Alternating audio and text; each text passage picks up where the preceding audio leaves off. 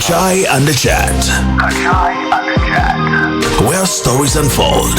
7 p.m. to 9 p.m. every Sunday with Rugged Made on Stream UG Radio.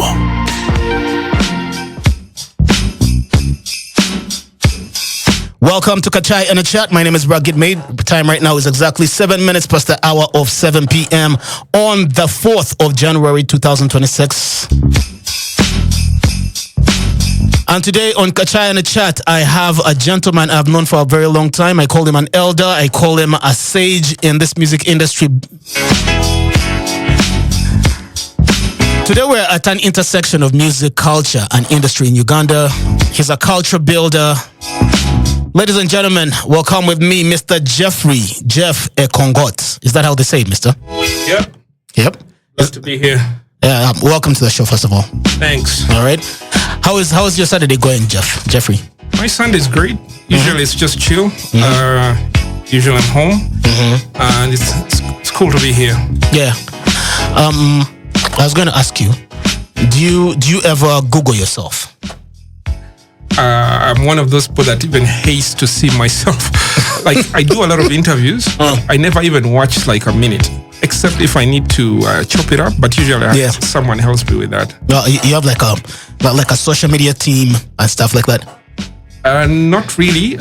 But when I need to, I ask someone to do that. Okay. Yeah, but I'm the kind that hates to watch myself. Oh, how about listen? Are you also one of those people who hate to listen to your voice? Yes. Okay. I think that's where we beg to differ. But Mr. Geoffrey Ekongot, ladies and gentlemen, let's first give you the applause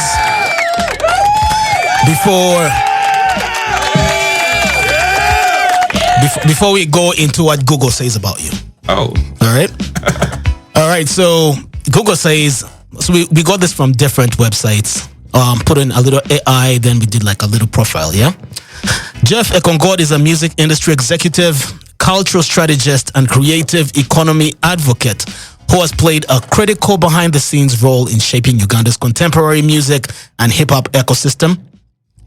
Widely respected for his deep understanding of the music, for the business of music, Jeff is not just an administrator, but as a culture builder, someone who bridges artists, institutions, platforms, and audiences. His work spans artist advocacy, industry consulting, digital strategy, creative communications, and a strong focus on sustainability for creatives. Jeff currently serves as a key leader within the Uganda Musicians Association's Our Money, where he has been actively involved in conversations around artists' rights, monetization, policy engagement, and industry structure. He's a very vocal component of the streaming platforms, digital discovery, and data-driven growth as tools for African artists to compete globally. Beyond policy and advocacy, Jeff is deeply rooted in hip-hop culture.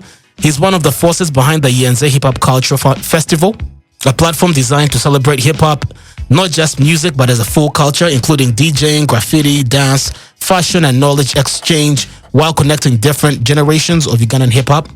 A futurist at heart, we'll talk about that. Jeff consistently pushes conversations around technology, creative ownership, and the future of African music, making him one of the most insightful voices in Uganda's culture. With Rugged Made. And tonight on Kachai A Chat, we tap into his journey and his vision for the future of the Ugandan music industry, and not just even hip hop. I didn't know you were like one of the people who was behind the Yenze festival. Yeah. Yeah, you were? Yes, I was. Oh, okay. Yeah. And then I know you're one of the founders of the Uganda Hip Hop Foundation. Yes. Yeah. Okay, so for listeners meeting you for the first time, who is Jeff Ekongot behind the titles? Jeff is a creative, very passionate about music, the digital spaces, technology. Basically, my heart exists at the intersection between the creative industry and technology. A lot of the things I do are about amplifying the power of the creative industry and working towards ensuring there is strong monetization, there is empowerment of creators, ensuring the creators are not exploited, and pretty much that's the scope of where my passion lies. Okay. Were you born in Uganda? Yes, I was born in Uganda. I was born in Jinja. I am Anita Sort, with my roots in Soroti, Serere. Of course. But I grew up in Jinja, so I speak some Lusoga, and my mom is a Muganda, so I speak very good Luganda. So I think, and a good part of my life was in Jinja. Then I crossed over to KLA from about, I think 2009. And then the rest of the chapter has been here. 2009, like that. Sorry, not 2009. Wow. I was like, Jeff, I saw you in 2009. Yes, I saw you in 2005. That's when I first saw you, 2005. Yeah. Sorry, not, well, time flies so fast. It's 1999. Yeah. Okay. Yeah. And what was growing up in Jinja like? Jinja was really chill. It's a nice town, cool, easy, laid back, more like Entebbe, and also very urban in a way. And a very big part of my interest in music got sparked from there. I went to Jinja College for my O-levels, and my intersection with urban youth culture started there. Music, the music industry, and general love for music started there. I think that's when I found myself, my voice, the real me, and who still hangs in there from that. Otherwise, before then, I was just a cabbage, so trying to figure out my way around life. From what I know, Jinja is a very small, not very small, but it's quite everyone knows almost everyone. Yep. Yeah, like the Blicks. If that's what you know, the Blicks know that if you're from Jinja, you know the Blicks. Yeah. Who else do I know from Jinja? I know Miss Bebe Cool is from there, but before she blew up, we know her. Really? Oh, you guys knew her. Like you said, Jinja was like a family. Like you guys knew each other. Yeah, if you're from that era, we pretty much know each other by name. Even when we don't talk, we know that's the dude from the other road, the other street. There's a friend of mine. It's called Crossover. I know Crossover. Now the Crossovers, the Let Gregories. Yes. Who else? Who else do I know from Jinja? A whole bunch of hip hop heads was from Jinja. Really? Jinja contributed a lot to the music industry in Uganda. Are you sure? Yeah, it's just that most of them, when they crossed over, you can't really pinpoint their roots. I know for the Fodder guys, what General Magadi? Yes, all those guys are Jinja peeps. Yeah, man. Okay. Yeah, Jinja has really contributed to the creative industry. Yeah. What was the urban culture like in Jinja? Where did you guys get the music, first of all? In the 90s, half the music, we got it here in Kla. Okay. The other half was on the internet. And then another portion of it used to come from those Jinja peeps that went abroad. Yeah. There was a good number of Jinja peeps that had relatives either in the US, in India, and most of the music was coming from there. And that's very profound, because once one person got the music, that was like 10 other people have also got the same music. Yeah. And that's how that's how Ziki traveled, like before the internet, before sharing. Very true. Yeah. I remember when the CDs first came. I was like, I think one of my first CDs was at that first Tupac album. I got it really brand new. A friend of mine got it, and he didn't understand hip hop. All Eyes on Me. And I was like, you want this? Yeah, I was like, come on. You want? Yeah, there are like too many F words in this. Yes, I was like, you want this? Like, they sent him a package, and he didn't understand hip hop. He was like, you can have it if you want. For me, that was like a gift, man. Do you know how many tips were made out of that one CD? Unlimited. Yeah, man. Wow, that's crazy. But there was the drama first those days when the CDs had just come of ripping the CD onto tape. That technology was still complicated. I know. I know. Yeah, I know. But I love tech, and I was among, I think, the early adopters of tech, music tech. Yeah. Actually, one of my first hustles was ripping CDs. It 32 MP3s. Oh, really? Yeah, and then Here in Kampala. Ginger. Okay. Yeah, actually, I think I was the first to introduce digital music the whole of the East. Yes. I used to work very closely with DJ Rota. Okay. And we used to share music because MP3s were still very scarce. And so me and him had some kind of understanding. Whenever I would get a collection, I would share with him, and then he would give me his collection for free as well. Then I'll just take that to the East. So my house then was selling MP3s and how did you sell these MP3s on CD? On CD, yeah, and also ripping them onto tape. Yeah, so all the DJs in the East would come to Ginger. DJs from Iganga, from Bale, from Soroti. Yeah, they would all come to Ginger, and then they would make their pick.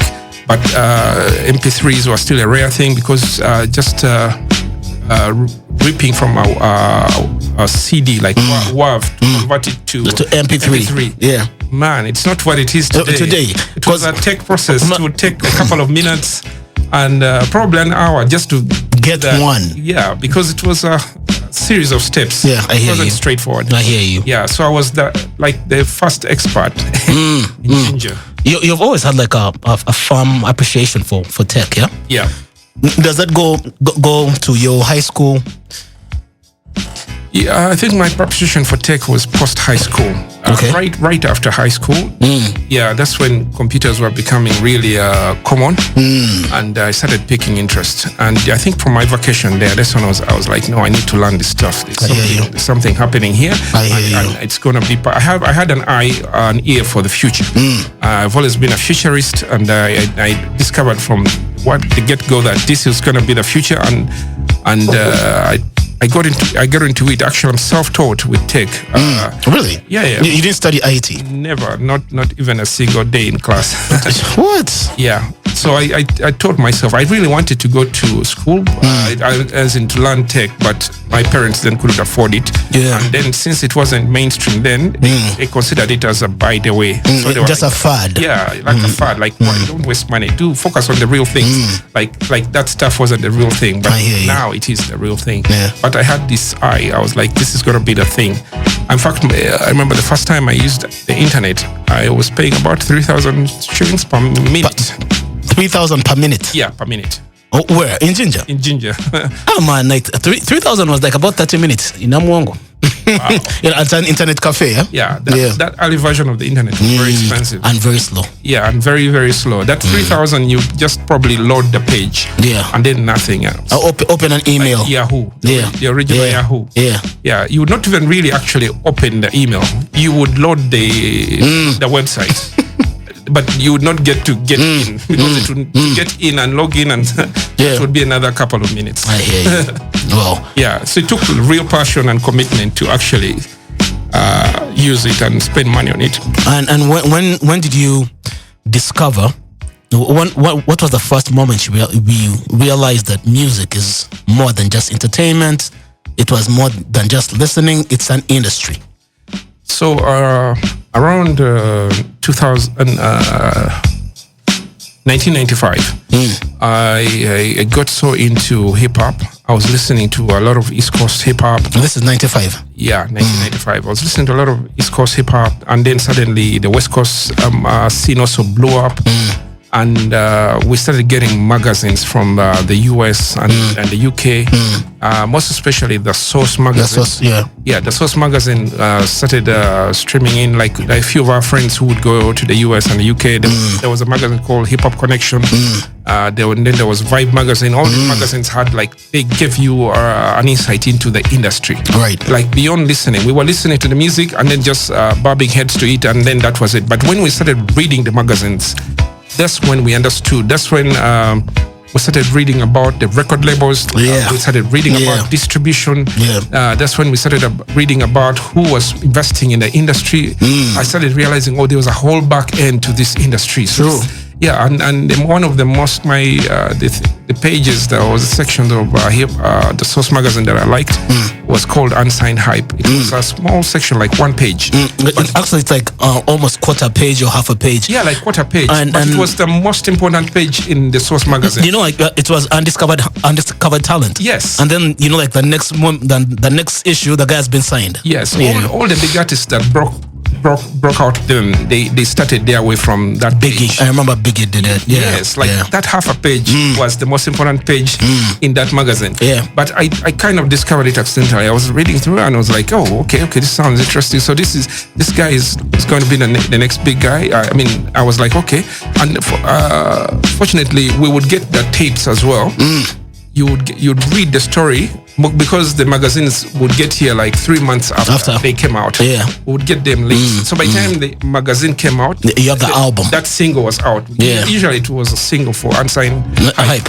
Yeah, so usually it was a single. So we would have gotten it. We were like, we would connect the dots. Yeah, and I remember one of the artists was I read in Unsigned Hype was Big L.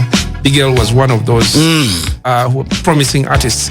I read so many artists. I was like, oh, okay, so this is how it works. So the first time I understood how it worked was the Unsigned Hype explained that you would send a demo and then the record labels would listen to the demo and then they would decide whether you're worth signing. But also the magazines gave an opportunity to new artists to sort of feature their demo. Coverage. They would discuss the demos and then cover them, feel like spotlight them in that section. Then the record labels would also use that opportunity to consider them. So it sort of provided a platform for consideration. And from there, that's when I realized, okay, so what happens? So you record a demo and then you send it to the label, and then the label decides whether you're worth signing. And then what happens? And then we figured, there was also now the labels had partnerships with distributors like Interscore. Right. Yeah. Then I was like, so I started understanding. Then I read about the Jews who were investing in these record labels. The guys in the shadows who actually own the labels, who own the distribution companies, and the big money they were investing into this. I was like, wait a minute. So where's our side back end of the industry? Where is that? I started looking around me and I couldn't find that version of our industry. Very true. So I realized we were all busy just trying to get on the mic and nobody was trying to figure their way to the back end of the industry. In fact, nobody was trying to build that. I was a rapper as well. I didn't know that. But by the time I saw you were like Hip Hop Foundation. Oh, that was many years later. So around 95, I was rapping. Like the school stuff. I started out... Ginger College? Yeah, Ginger College. Right after Ginger College. I started rapping. I started from Ginger College, but then during vacation and those years that followed, I started getting to the music industry, organizing shows, most especially in the East, in Ginger, Iganga, Mbale, Busia, Soroti, those places. We organized so many concerts. I was a rapper full time. Really? Yeah. I heard of clubs like wasn't there like a Sombreros? Yes, in Ginger? There was Sombreros. We performed there like so many times. Yeah. Actually, I was a hip hop entrepreneur, as you would say. Ali, because I was the first to organize like serious concerts in Ginger, like the urban version of concerts. Me and my peeps, big up to Ian and Sylvia Chansuti. Yeah, we had a crew then with them, and we used to organize concerts. And Ginger Town Hall, I was the first to put a concert in Sombreros. Sombreros was like the biggest club then. And there were no concerts in clubs. Because clubs were just about dance and how I knew about Sombreros, like I was like, I think in primary, but I had like all my big brothers, like, man, I think for me like hip hop just raised me, so these guys would be like, man, Ginger chaps be feeling they don't come to Silk Watch because they have Sombreros. That name stuck in my head. Sombreros. I was like, what is Sombreros? Wow. Yeah, but yeah, that's how I got in about it. Yeah. So we used to go out to the clubs, and then an idea crossed me. It's like, how about a concert in a club? Like those days, clubs were not really about concerts. They were you've come to dance. You've come to dance. Yeah. They would let MCs go and like rock the mic. Just a bit, like a little bit, but not like serious, like a real concert. But then an idea struck me. I was like, you know what? Why don't I get these guys to let me do a concert, and I'll have the concert at the hours when they have nothing going. So most clubs those days would really break into the like serious heat of the moment from around midnight upwards, like 11:30 midnight. So we organized a concert like from 7, and it was supposed to conclude at midnight. Right.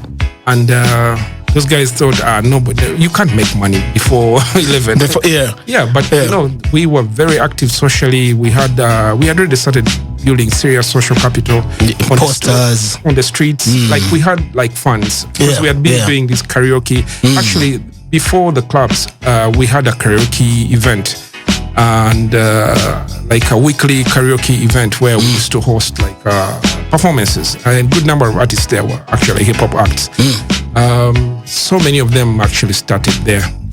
The General Megadis, they all started their career. There are many artists in Ginger know that place. It was called Silver Touch. Yeah, so Ginger really made me. Really good memories. So, and you've been an entrepreneur from back in the day, like music entrepreneur, and then also what I think just also the exposure. You know, like how kids have the internet right now, and they have like so much information.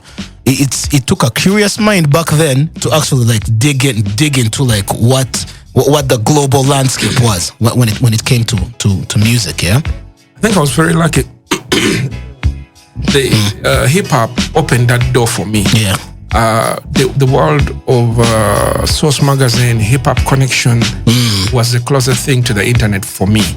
And I picked interest in exploring the internet. I was a very early adopter. I started using the internet around 1997 or 6. These were days when really nobody even understood the internet. And I started using it that early, and I started finding my passion. Most of my education has been self-taught, so I started learning online. Most of the stuff that I do creatively, I taught myself using the internet. And even when I was moved over to Kla, all the cafes that were around that time made that even much easier. I hear you. Ladies and gentlemen, if you just joined us, this is Kachai A Chat right here on Stream UG Radio. My name is Rugged Made. Right here on Stream UG Radio, again, your life, your music. Today I sit down with Mr. Geoffrey Jeff Ekongot, music industry professional, Chief Executive Officer of Uganda Musicians Association. He describes himself as a futurist, music business advocate, and a creative professional with experience in music industry consulting, multimedia, creative communications, and digital strategy. Hope you have your stiff one, you have your kachai, your milk, your cocoa, your coffee. Are you a coffee or chai or a tea person? Coffee. For real, Yeah, coffee is like my first love, but in Uganda, tea is like a default. You don't even ask. But so, Marcus, I'm so passionate about coffee. Really? Do you grow? No, I don't grow, but I own like 3 or 4 coffee devices. Really? Makers? Yeah, like mocha pot, like 2 coffee machines. Just, I love coffee. At the house or at home? At the office? Home. You work from home as well? Yeah. Okay. So a person who is like really deep into coffee, the whole value chain, from buying from the farmers, aggregating and stuff. He told me it's because we were colonized by the British, and the British are very into tea. That's why they underplayed coffee. Yeah, I guess. But it's something unique about coffee. I discovered coffee like in a more serious way about 14 years ago, I think. Really? Yeah. This is like 2012? Yes, I didn't take coffee that serious before. I would take occasionally, but I didn't understand the real power of coffee. But ever since I got to understand, coffee is like fuel for the brain. Caffeine. Yeah, that caffeine, there's something about it. I don't know why it's not even spoken about more seriously. That I feel like it's kept like a secret. The West and the East, they figured it out. They figured it out, and they don't even talk about it like a super power that you need for your brain. Man, even like the Arabica, the Arabians and stuff. Yeah. Anyway, we could go back and forth because some people. I remember my first cup of brewed coffee. Creative. You work in an agency. Guys are like, man, have some coffee. We're gonna have a long night. What? Yeah. My heart was racing. Yeah. My heart was beating. I'm like, what have you guys given me? Then after that, it was like, wait, what are we doing? What next? What next? I was very hyper. Yeah, that's coffee. And then I couldn't sleep for like 2 days. 2 days, wow. Like brewed coffee. Oh my God. I love brewed coffee. Yeah. Yeah, but you're right. There's some people who don't react very well with coffee. And then there are some people who just their systems don't connect with coffee. Yeah. Like if you are that kind, just stay away from it. But if you're lucky that your body is good with coffee, man, coffee is a super fuel for the brain. I like decaffeinated. Because caffeinated gives me, I think, like a little ulcer, something like that. I don't know, but yeah, me and coffee, we don't have a very good relationship. I know it's biology. If your biology doesn't have your metabolism. Your metabolism. Yeah. But if you do, man, it's one of those things that it's a blessing once you have it. Geoffrey Ekongot, ladies and gentlemen, and he thrives on coffee. Yeah. All right, and we're talking about how you have always been hip. Yeah, always been hip to what's going on. You always kind of foresee, like the trends the industry is going to take, especially music. Yeah. Is that why you consider yourself a futurist?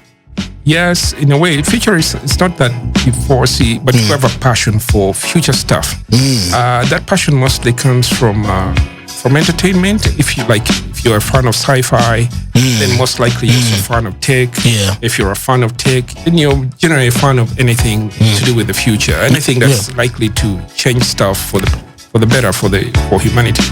But that also comes with when it intersects with your entrepreneurship, with your hustle, with your career, it brings that insight. Yeah. So when you came to Kampala in '99, was that after high school or after university? I didn't do uni, strangely. Really? Yeah. Okay. All right. Yeah, it's a long story.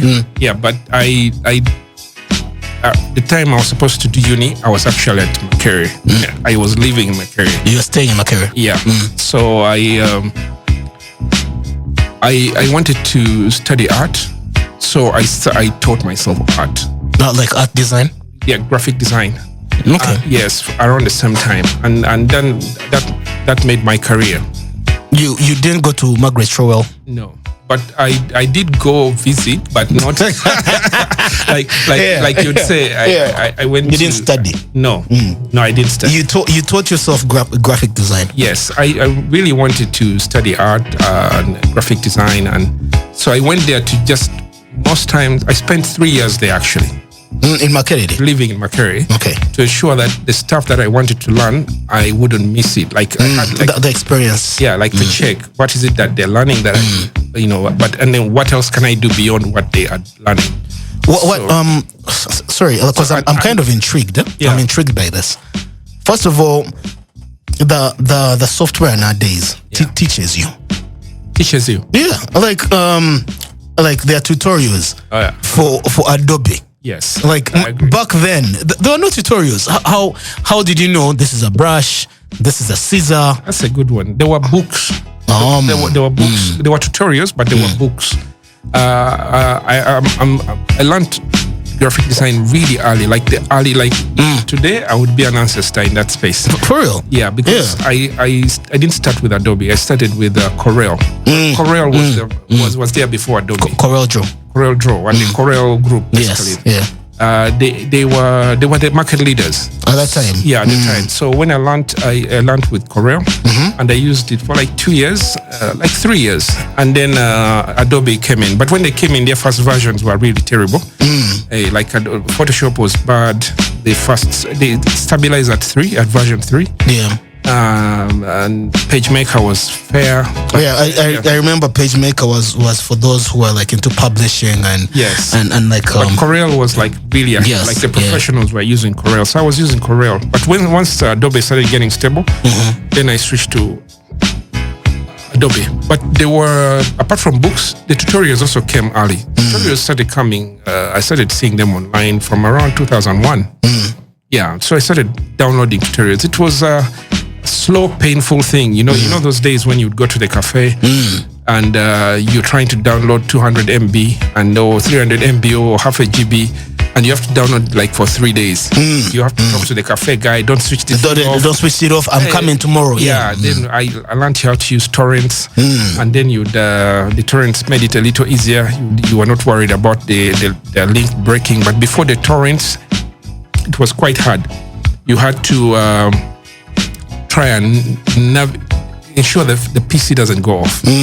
Because once the link breaks, then you'd start afresh. And then the tech got better. The internet figured a way to restart downloads, depending on the source where the link was you were getting it from. Some links, once they broke.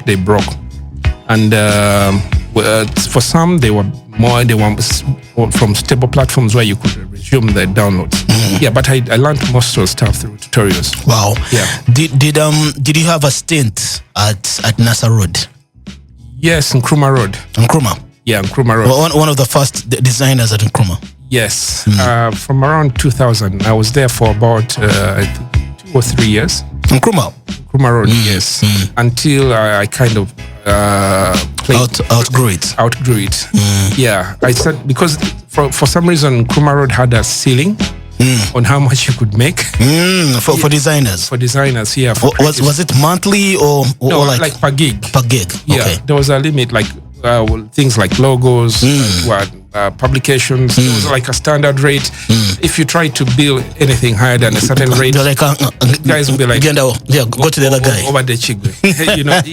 Yeah. Yeah. So I realized there was a corporate world out there that didn't care about those rules, didn't care about the ceiling. They cared about the craft. Are you good? Yeah, are you good? And actually, what motivated me to switch is when I went into web development.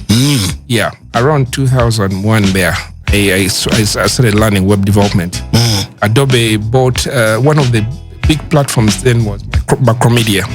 Adobe bought Macromedia and integrated Dreamweaver and all the other Flash and all those applications that were from that company, Macromedia. And they made it a part of the Adobe family. And somehow they enhanced and improved that whole package. So I got into web development as well.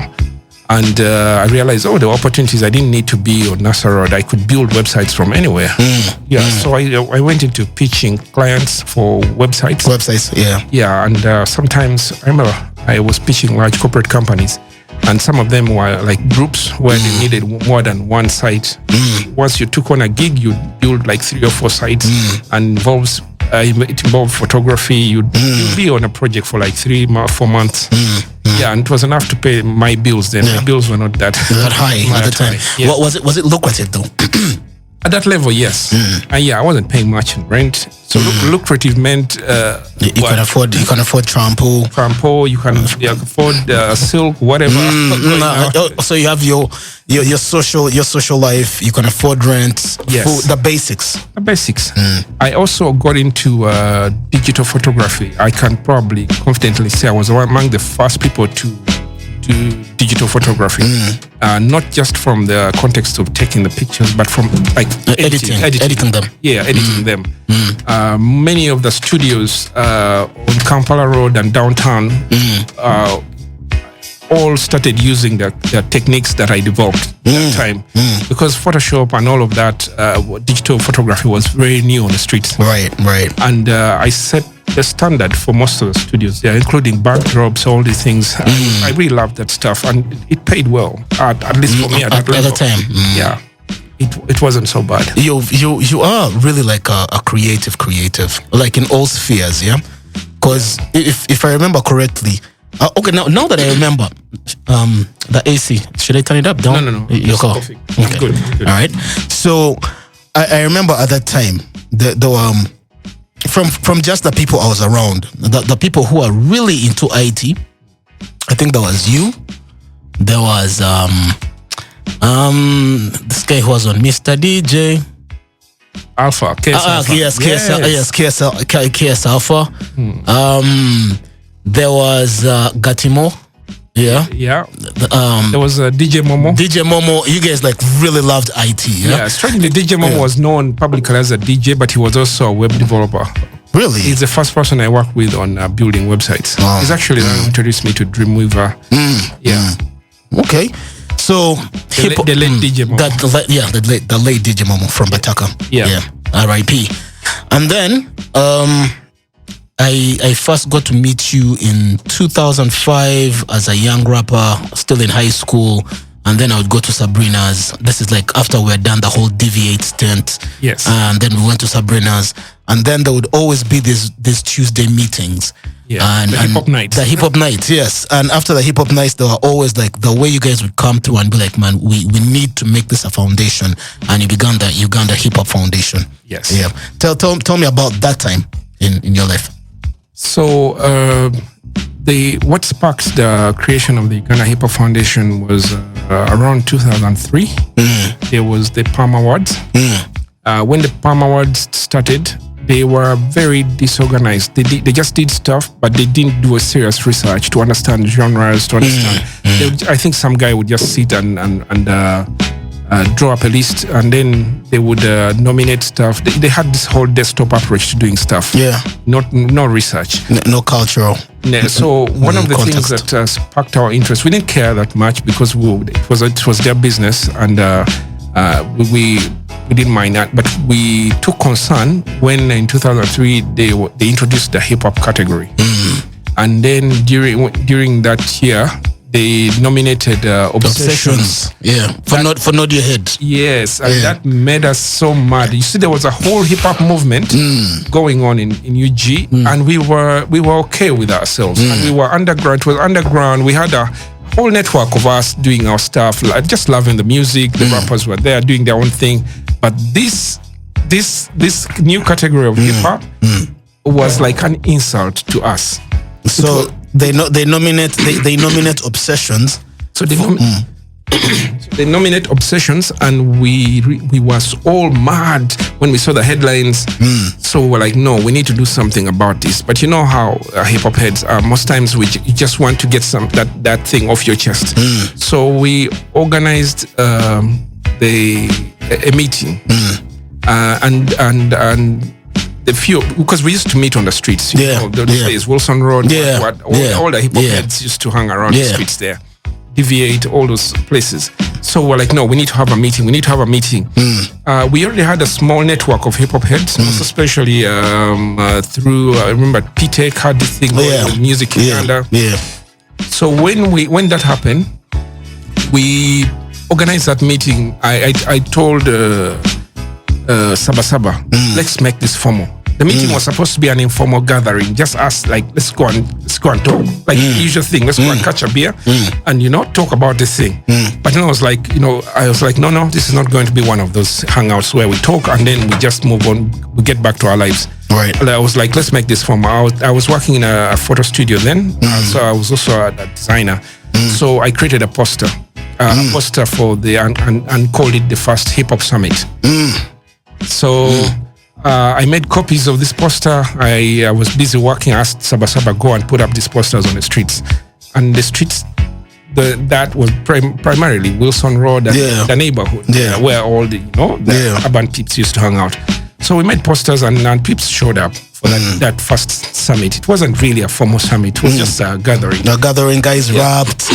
So we met, we talked, and we dissed them and felt good about ourselves. And then there was the meeting after the meeting.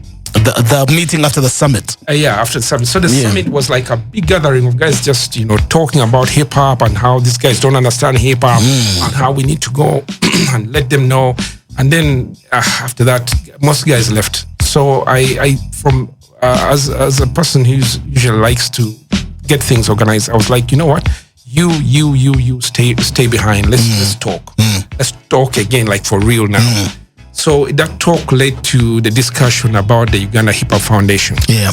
So the Uganda Hip Hop Foundation was not in the context of foundation like a charity organization. No. It was like foundation, like the beginning. Yeah. Yeah, but for those who don't know The cornerstone. yeah, like the beginning, Yeah. the foundation. Yeah. Can we start something that's going to shape the future of Ugandan hip hop? Yeah. And can we call it the foundation? Yeah, and then it became the Uganda Hip Hop Foundation. So that discussion was like, okay, what does it mean? What do we do? So we're like, we need to start like standardized events and a place. We get a venue. And we start hosting concerts, weekly nights. That discussion was pretty much shaped the way forward. So from that discussion, we agreed to look for a venue, and we suggested Sabrina's. Actually, we were debating between Deviate and Sabrina's. Yeah, but Deviate they wanted to get paid, so and we didn't have the budget. So we were like, can we talk to somebody else? So we looked for Hope Mukasa, the owner of Sabrina's Pub. Yeah. Hope Mukasa was chill. He was a nice guy. He loved the music industry, and being an artist as well, he was like, okay, you guys come and do your thing. So we told him, we pitched, we sought a meeting and talked to him and pitched him our idea. We told him, just give us your worst day. Give us your worst day when you really have no value. We will make good use of it. We'll bring our own sound. We'll bring our own crowd, our own everything. It was like, good. Tuesday. Yeah. And that's how it started. So we didn't have a budget, but between all of us, everybody would bring something. I took care of posters. I remember I paid for those. Then I DJ Momo brought equipment, the sound, and also the late Francis Agawa also contributed to the sound. He brought turntables because the discussion was that we need to create a real hip hop movement. Yeah, all the elements. With all the elements, a 360 hip hop movement. So we need to have leaders lead each of the elements. Yeah, between us, we agreed everybody, apart from like the lead for the entire initiative, the rest needed to take on something. So Saba took on lead for the MCing. Yeah, and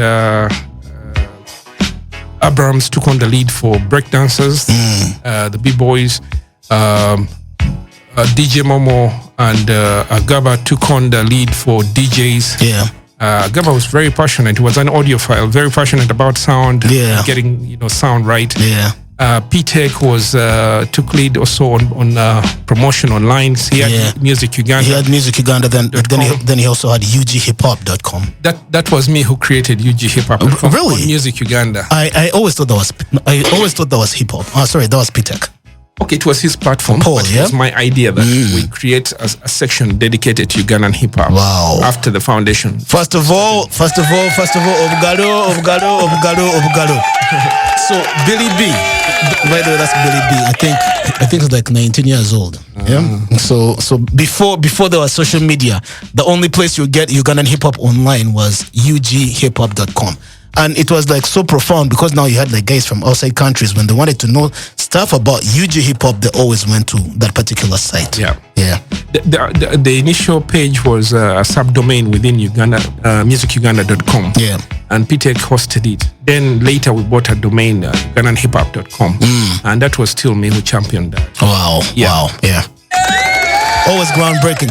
Ladies and gentlemen, right now is 10 minutes to the hour of 8 p.m. right here on Kachai A Chat. My name is Rugged Made. The show is on Stream UG Radio every Sunday from 7 to 9 p.m. And today we are talking to visionary, futuristic, futurist.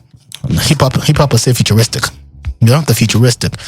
Visionary and futurist, Mr. Geoffrey Jeff Ekongot. And we are talking about, I didn't know you're the one who created ughiphop.com. Yeah, that was me. Yeah. Man. I'm one of the people who grew up on that. Like even like in uni, that's all we read. That's all I read. You know, like those things of going to the computer lab and this free internet, I was always on ughiphop.com. Wow. Yeah. It's good to hear. Yeah. You know, at least you can put this as like one of the testimonials. It's good to hear. Yeah. So Yeah. You were not the only one. I mean, okay, there were so many people that read, but that small site wasn't even that big. Yeah, it wasn't that huge. But it had so much impact. I remember so many people discovered it from Europe, Yes. the US, that came to Uganda. Yes. Based on the content I was posting on that site. Yeah. I had a digital camera. You know, I kind of knew digital cameras were going to be like the future of cameras. And I invested in one, like the very earliest models that were in the market. So I used to take pictures and download them and then upload them to that site. I was surprised people who would send me emails about reading the stuff we were doing. Guys from West Africa, guys from the UK, the US. One of the guys that made a difference was a guy called Brett. Brett was a video producer from California. I remember one of the hip hop nights he flew in specifically for the hip hop nights. Brett. Was he? Is that Third Eye? Yes, that's Third Eye. That's Third Eye. Yeah. Well, I was like, man, the name sounds familiar. Yeah. Brett, Third Eye. So Brett wrote to me and he was very impressed with what we were doing with the hip hop community. And he was like, I'm coming over to see what you guys are doing. I'm excited. I want to, be a part of it. And then he came over. When he came over, we were supposed to meet, but that was the day of the hip hop night, and we were it was about 7, and we were still setting up. So I was busy. So I called Saba and told him, you know what, there's a guy who's coming to check us out. You receive him, and I'll find you later. Is at the airport? No, at the night. He was already in town. Okay. So he had arrived at Sabrina's, but he needed someone to welcome him. So I called Saba and told him, you know what, receive Brett. He's coming over. Yeah. So when he arrived, he met. I told him there's a guy who's going to receive. He met Crazy Native. Crazy Native, and strangely, he hooked up with Crazy Native so tight that they became friends. But days more than with me. So, and I'm the one and who invited him to UG. You know, like how they say, me, I believe in God. Those things of somebody in the universe. What? Yeah. But what was crazy, Saba got a video out of that. Yeah. Tojababia was shot by Third Eye. Yes.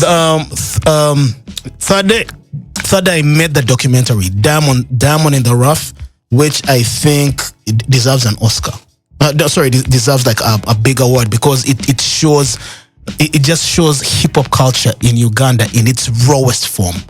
He saw what we were doing with just pictures, and that's what brought him to UG. He felt like there was a story to tell.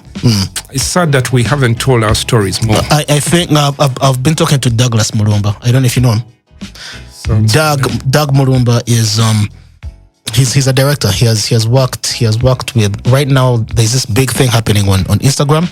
It's called what's it called? It's called Obijawa. So it's about disinformation, misinformation. So that's Doug behind it. Doug has also done like a couple of short films, and he's like, man, no one has really told the hip hop story, and we need to make it like a really Netflix type documentary. Yeah, link him up with me. We should tell that story. Yeah, we should. I'm really eager to see that we tell our story. Yes, I feel like. Okay, the strange thing with hip hop is sometimes a bias to the MCs because they're the ones in the limelight. Yeah. But a very big part of the story of hip hop is people that were never on the microphones. So I would love that part of the story of hip hop to also come out. Yeah, many people that contributed to Ugandan hip hop who are not visible. They didn't win awards. They didn't have songs. Yeah. You know, they were not in the spotlight, but they were out there building the culture. Yeah. Stream UG Radio, your life, your music. The show is called Kachai A Chat. My name is Rugged Made, and I'm interviewing Mr. Geoffrey Ekongot. In case you didn't know, Mr. Geoffrey is also a Lifetime Achievement Award winner. He was given the Lifetime Achievement Award at last year's Hip Hop UG Hip Hop Awards. Yeah. How did it feel getting your flowers? Man, that's really good when your own peeps, finally recognize your story. Yeah. I feel, I wish we had shared that award with more people. There's a lot of people that put in some blood and sweat. Guys like Abrams really put in so much effort in the hip hop community. Yeah. They led PTEX. Even posthumously, they really contributed a lot, both in terms of time, money, effort. Yeah. Senson, nobody credits Senson enough, but man, Senson did is a very big a brick in the foundation of Ugandan hip hop. I'll give you an example with the story of the hip hop canvas. Most people mostly recognize Shadrach. But Shadrach, whereas he was the face of the canvas was born from the work we were doing as the hip hop night. Shadrach wasn't really involved in pushing the movement. An opportunity landed, and he happened to be on the streets, and he came and harvested from the spoils for our efforts. I'm not really dissing him. I mean, he's let's talk about that. So GTZ comes, and who went to GTZ and pitched the whole idea? So there's a guy. He was a friend of Shadrach, and he was working with the Ministry of Health, I think. Gender, I think. I don't remember. Mona. Yeah, so that guy gets the gig, and the ministry had a partnership with GTZ, and the gig was about working with urban youth and music. It's like who, and I think Shadrach happened to be his friend. Shadrach that time used to own a tattoo parlor, and he was part of our community. Actually, he used to come to the hip hop nights, but he wasn't playing any role, more like a fan. And I think he had an idea of starting a record label, but he hadn't really done much. Him and his friend Dennis Maganda of downtown at that time. Yeah. So when that opportunity landed, he was like, wait a minute, there's all this talent happening at Sabrina's every Tuesday. I remember. So he went there and just identified talent, and then he worked with some of us, but he was the vibe. We didn't like the vibe. We actually had a small altercation with him. He was chill, but we felt like we should have played a bigger role. But we eventually did, some of us, like Senson, is the one who dropped the concept, is the one who brought even the name of the hip hop canvas. He's the one who dropped the roster of the talent. He did most of the work, but he was never recognized for his effort. Right. And then also that whole talent batch was groomed by us True. I mean, like almost every rapper on the first hip hop canvas were like, all of us were from Sabrina's. Yes. Yeah. So I feel like people like Senson need to be credited. You know? I did. And then also his role as a graffiti artist, representing. Thank you very much. Graffiti, and not just on a regular level, like on an international scale. We have a hip hop show here every Saturday. It's from 4 to 6. It's called a jump off. So I usually have like hip hop personality of the week, and my hip hop personality of last year was Senson, because of the Jaguza Hip Hop Festival. Wow. Yeah, and that happens at Senson's art space. I was there this year. Oh, you were there? Yeah. Senson is a guy I've seen who has really upheld people, like you said. There's a Gen Z who I was talking to, and she was nominated at the awards as well. And we were talking about, your Lifetime Achievement Award. And she's like, what stood out for her in your speech is saying that there is more to hip hop than just MCing. Yeah. There's the graffiti, there's the b-boying, there's the DJing. Senson is a guy who has, I think, lived, like, really held it down for graffiti. Yes. Yeah. And Senson didn't just hold it for graffiti here in UG, globally. Senson was the first person to be allowed to do a proper graffiti piece at a mural at the airport of France. Wow. The airport of France, like in a place where nobody's allowed to do anything. And even graffiti is pretty much like kind of illegal. Yes, in Paris. Yeah. He was invited by the president of France. Wow. And allowed to do that. Yeah. These are guys these are hip hop heroes that need to be celebrated. Yeah. I remember even like when the urban magazines came out, the Arapapa magazine, the African Woman and all that. Senson was like a very integral part of like, what the layout should be like. True. And he set the standard, and I've not seen any other graffiti artists who can execute at that level. Yes. I mean, there are others, guys like Imran. I don't know whether you know Imran. For graffiti? Yeah. He's a guy he used to be based in Namungo. I don't know where he is. Imran, I know Sparrow. Yeah. Guys like Sparrow. I know Taye. I don't know those ones. Now these are young kids who grew up under Babaluku, but still, on Senton. Yeah. So there's lots of those guys. I know Imran. But talking about the hip hop, like across the elements, I think that's one of the most underappreciated thing within hip hop in UG. Graffiti.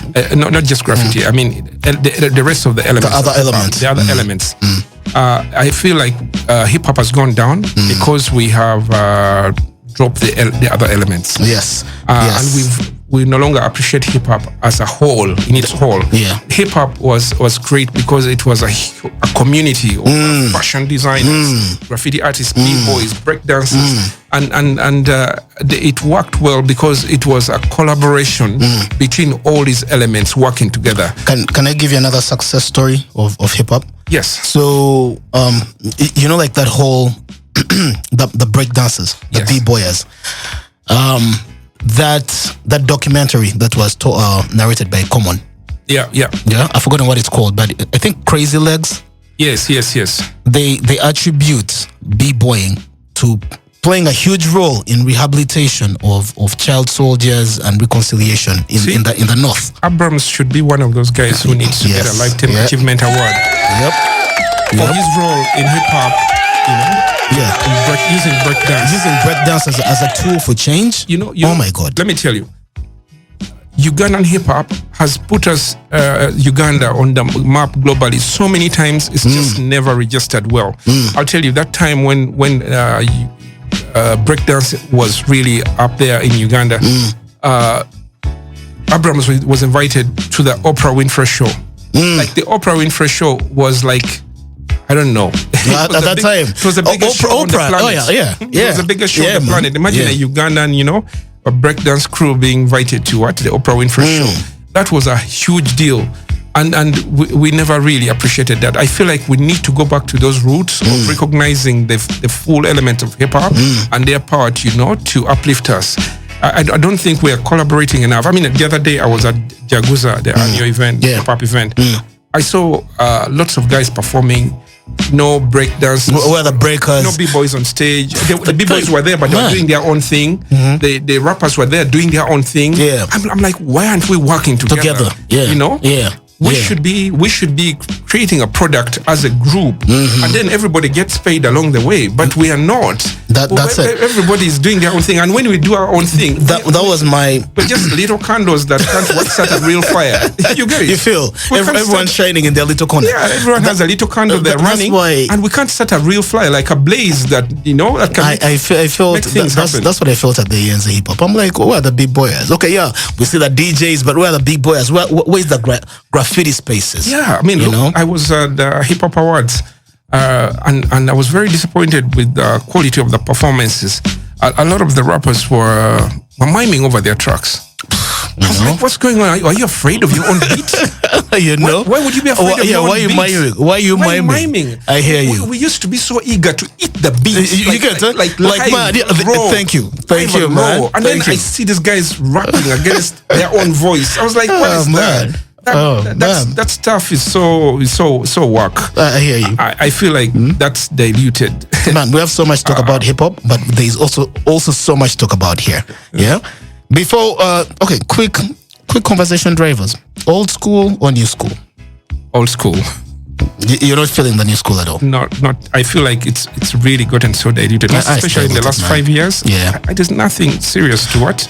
And there's a few kids who are trying, beginning to, but I don't yet see the energy. To attest how hip hop has fallen off globally.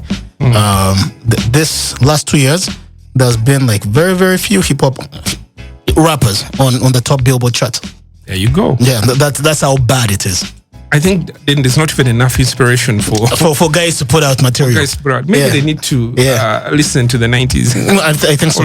I think so as well. Yeah. East Coast or West Coast? East Coast. East Coast. Who is your favorite rapper? Give me a top. Every hip hop head has their top 5. Who is in your top 5? Nas, definitely. Okay. Redman. Meth. And of course the Wu-Tang. If you put the Wu-Tang, then at least the 3. I wouldn't add anybody else to that list. For real. So it's just Nas, the Blunt Brothers, and Wu-Tang. Yeah. Yeah, the Blunt Brothers being Meth and Red, right? Yeah. So you, what people would call a purist. Really? Yeah. I guess. Pretty much. What the net nowadays calls a purist. Yeah. Lyricism or numbers? I'm a businessman in a way. So when it comes to business, a balance between numbers and lyrics is good. You know, there's the stuff that I like for me, and then there's stuff I like for the industry, like business. True. Yeah, so it's hard to, you know, you have to draw a line. Like for me, it's lyrics. Yeah. But for the business, you know, it's the numbers. Yeah, true. So authenticity or trends? Authenticity. Give me your 5 profound moments of UG hip hop to you as a statesman in that sphere, in that space. Oh, that's a good one. Profound moment. One of them was when we broke through, getting hip hop played, Ugandan hip hop played on MTV. MTV Base. VH1. Getting a Cora nomination. Yes. Clear Cut. For Clear Cut. That was a very good one. And the GNL era. Oh, before we go to the GNL era. Yeah. Who was behind Mother Africa getting all that power play on MTV Base? Mother Africa. The Hip Hop Canvas. That was the first Ugandan hip hop. I think that was my time. Yes. Second. Yeah, that was your time. Yeah. 2005. Yeah, 2005. That was my time. So all those submissions were done by me. Ruckus. Yes, that Ruckus was me all day from the studio. I'm the one who set up that collaboration with Miles and Navio. Miles and Navio. Right. I booked the studio session at Fenon. Yeah. Really? Yeah, that was an MTV gig. It was an MTV gig. Yes. Yeah, Yes. So I'm the one who set it up. Including as part of my job with MTV. All the way to the remix. Yes. With Two-Face. With Two-Face. Yeah, that was still me. Okay. I'm the one who set up the remix as well with Two-Face, even when he came here. Yeah. The performance, all of that was me. Yeah. Okay. You still have what's your relationship with Navcop? I have very good, high respect for Navio and what he has done. I mean, the whole Clear Cut, but obviously Navio has taken it much on a higher level. I think he's really underappreciated. I just wished we can use the rest of the energy left within us to transform that into serious monetization, because he's ticked every single box that needs to be ticked.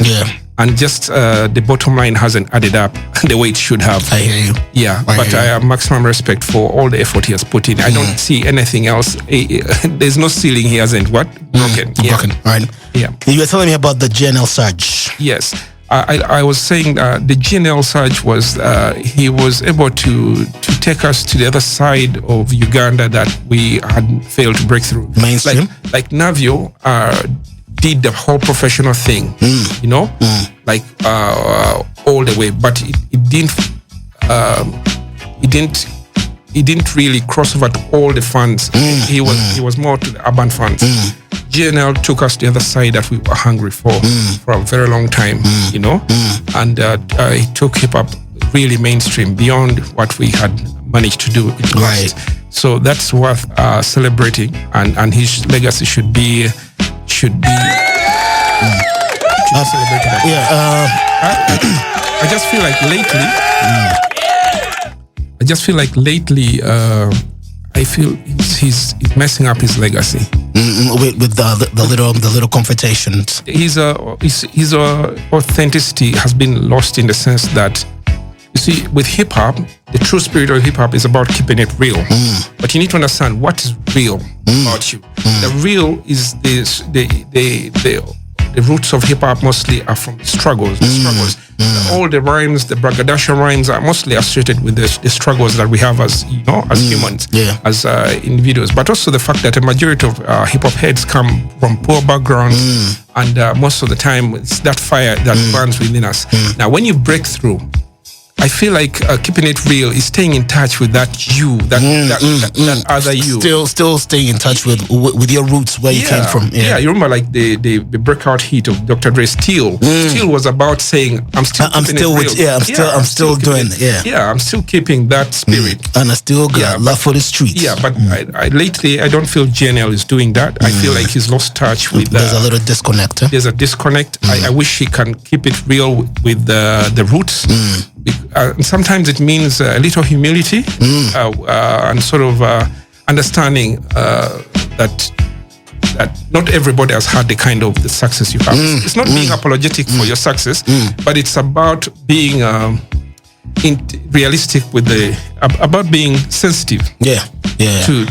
I remember there's a time Jay-Z is like, I live a life like I think 0.01% of people in the world live. So how do I still keep in tune with the average person, right? Yeah. And that's why when you see Jigga now, he's a billionaire, but he's not like you would expect the Jay-Z, the Jigga we knew back then. Yeah. Like he would probably be, I don't know, having his own sneaker. But I think there's a level of self-actualization that is on right now, and hopefully most of us find it even in our success. Yeah. You see.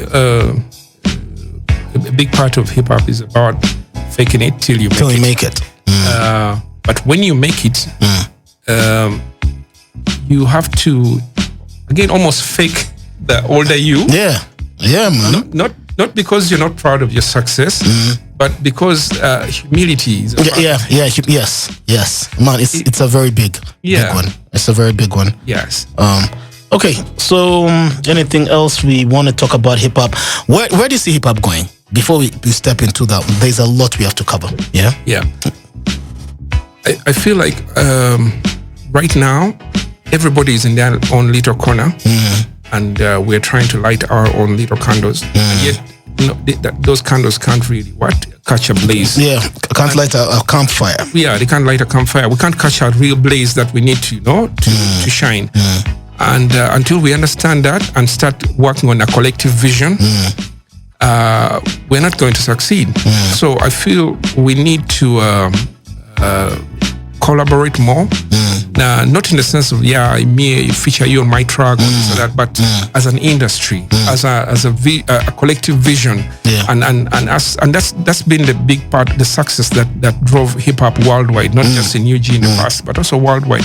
Think about it like if there's a guy, maybe Raska Sozi, Latif, starts every year, he knows I have to design, set a hip hop fashion trend in partnership with artist XYZ in hip hop. And those two work together. There's a way that can uplift hip hop fashion and create serious entrepreneurship in that path. If there's a breakdance crew somewhere that is trying to break through, instead of them trying to spend money rehearsing and trying to get bookings as an individual group, they should be thinking of working very closely with another rapper or another MC who is trying to break through. And hopefully, if that MC breaks through, that's consistent gigs for them, not trying to just do their own solo thing. So we're having so many solo things that there's no serious collaboration that is strategic. Strategic collaboration that can get us to break through. I remember what got us success and got us respect back in the day was the fact that remember the old radio stations that were there, CBS, all these other players. The terrestrial radios. They didn't really care about hip hop until we started to break through internationally, and we started to do things that stood out of the ordinary. Until we are able to do that, and we did those things working together, until we get back to doing those things, we are just going to fade in the shadows. Right now, we are back to in those shadows. All the hip hop acts who are really up there right now, many of them are not true to hip hop anymore. Someone said, and I don't even refute. Apart from a few. Yeah, someone said hip hop is like going back to obscurity. like from where, if we're at 90, man, we're slowly declining. Yeah. So we need to, and guess what? It's not that we're short of intelligence. Some of the most brilliant people I know are in hip hop. I mean, think about just writing hip hop lyrics. It takes serious thinking, just rhyming and getting things.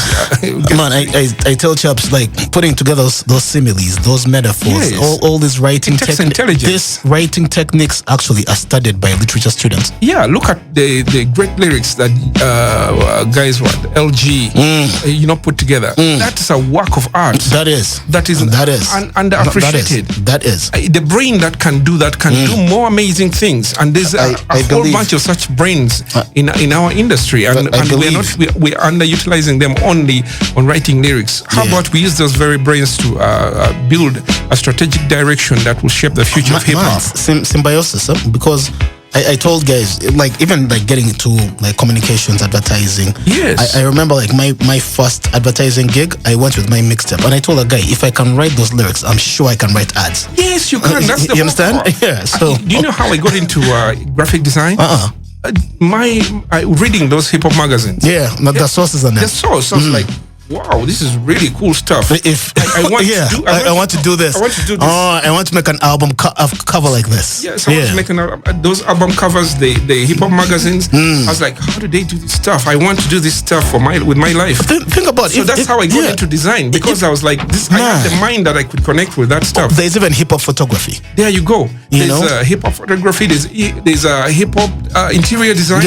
We bring an interior designer who has a hip hop mindset and give him a building. The stuff he can do is out of this world. True that. So we need to explore that side of hip hop. Use the hip hop mindset to influence everything, not just hip hop only. To influence like the nation. Actually, when you say like a futurist, many people call you a futurist, right?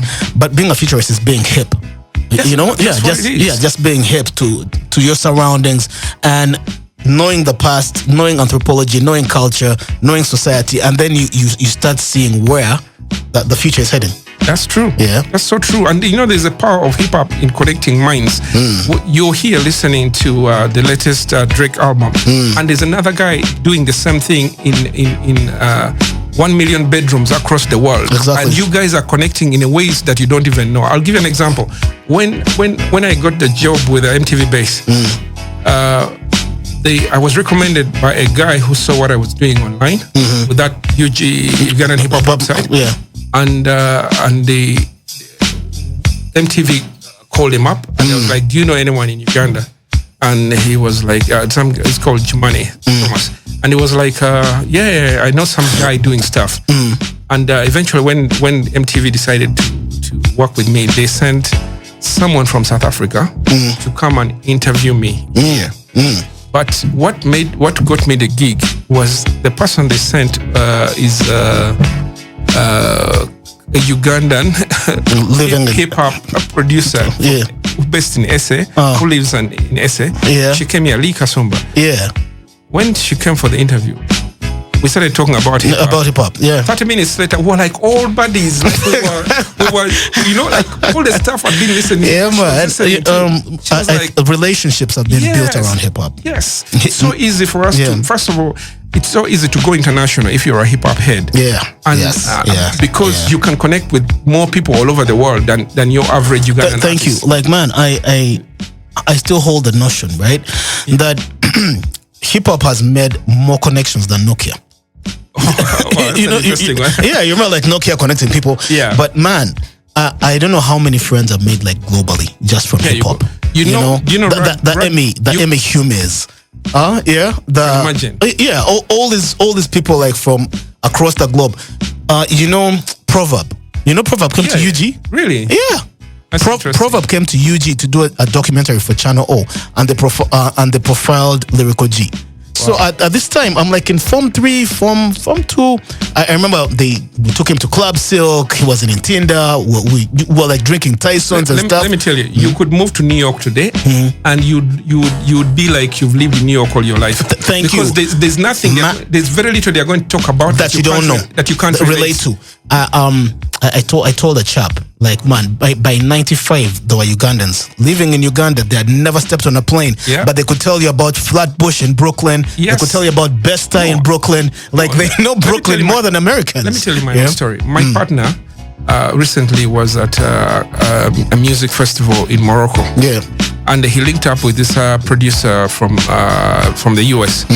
Now, this is an OG who has been in the industry from back in the day. He's worked with really big shots. So he set up an online meeting with us to like talk. Now, before we got into business, just like 2 weeks ago, we talked about our backgrounds. Man, guess what? When I talked about hip hop, like everything I had experienced, he had experienced. It's like in Morocco, not in Morocco, in the US. In the US, It was like we lived in the same house, and he was in the house next door, but we just didn't know each other. That's the power of hip hop. Man. Yep. You're like old friends. That's the power of hip hop. Like the way we got really deep into the culture. Like, man, like Redman could take you to New Jersey. Yeah, you understand, and you've never been to New Jersey, but you feel like so exactly. That's what I'm saying. Yeah. And man, when it comes to hip hop, there is so much we can talk about. Ladies and gentlemen, you are listening to Kachai A Chat right here on Stream UG Radio, your life, your music. I'm talking to Mr. Jeff Ekongot, and as you can see, we have gotten lost in our hip hop jazz. Jeff is also one of the founders of Uganda Hip Hop Foundation. Our last hip hop, I think, discussion would be, who are you listening to right now?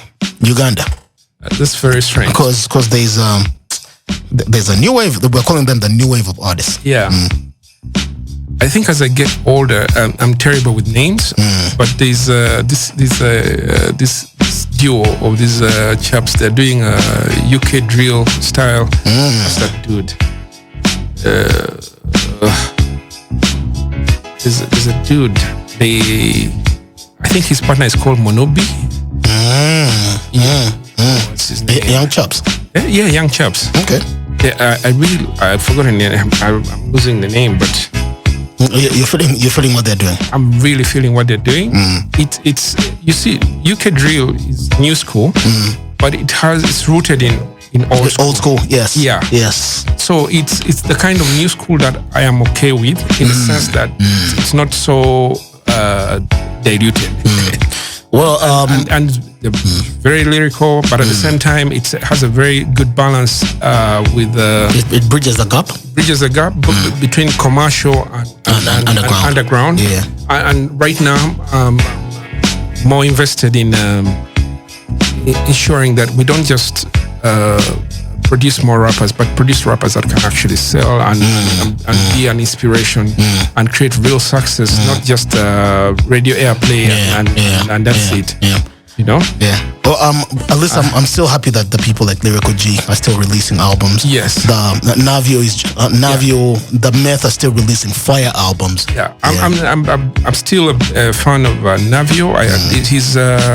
His latest album that was really cool. He did some really experimental stuff on that. All the stuff that he did all over the country. He had the battle with Judas Rap Knowledge in the North. That was really dope. Then there was that thing. The orchestra. The orchestra was good. Nice experiment. But there's the other album where he. The one where he's the Project X. Yes. Is that the one of the East? The one the Vibes. Vibes out the East. The one where he's all over the country. That's Project X. That's Project X. Yeah, I listened to a bit of that, and there was really some dope stuff there. There's tracks where he's featuring Kejongs. I don't know most of these guys. He went around the country. Yeah, he featured guys in the North. I mean, I feel that's the direction we should be thinking at right now. Yeah, because this is what I see. We need to create a product that is export ready. We need to think like farmers. We need to think like manufacturers. We need to think like all those guys. And if you're thinking, what can I create that is export ready, is export grade, and it's not just some local product, but something that I can put on a stage in New York, in Paris. So something that has identity, but also global appeal. But still true to hip hop. Yeah, I think Navio created that kind of product. We just don't. It's just that we're not doing enough to have these conversations that are strategic in nature. Why do certain stuff? We're just doing stuff. I've seen some kids who have some very good energy, but they are not deliberate about building a product that is export grade. From the packaging. Yeah, all the way from the packaging, from the way they are thinking about the content.